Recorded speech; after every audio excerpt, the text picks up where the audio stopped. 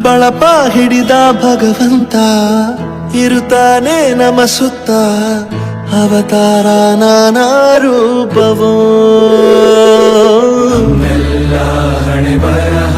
ತಿದ್ದಿ ಬರೆಯಲು ಕತ್ತಲೆಯಿಂದ ಬಂತ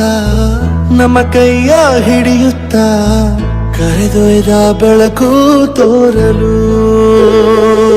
ಭಯವಾಗಿ ಗದರೋದು ನಮ್ಮ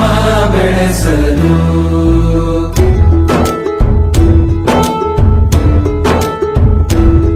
ಭಾಷೆ ಅಮೃತ ಕುಡಿಸೋ ತಾಯಾಗಿ